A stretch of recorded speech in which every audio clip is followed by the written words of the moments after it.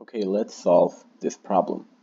The circuit is given and we are asked to find I0 and V0. The first thing we can see is the 6 ohm resistor and 3 ohm resistor are in parallel. So let's combine them.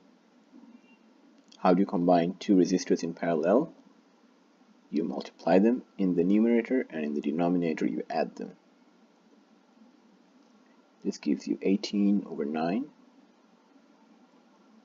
So it's 2 ohms. Let's redraw the circuit. The 4 ohm resistor stays here. The battery stays here. And this is the combination of these two resistors. So this is 2 ohms. So the voltage across this is the V0 that we're looking for.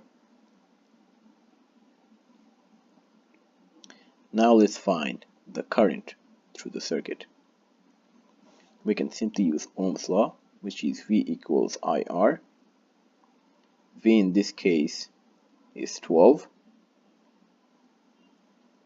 We're calculating I, and the resistance is 4 plus 2.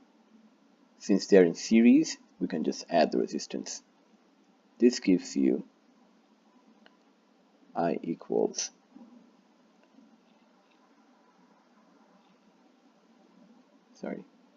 2 amps.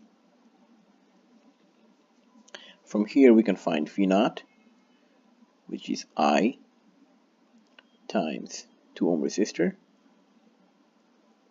which is 2 times 2, and this gives you 4 volt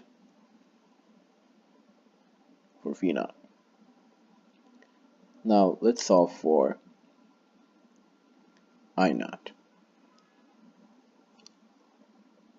Let's go back to the original circuit.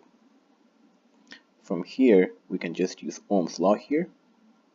So V0 equals I0 times 3 ohm resistor.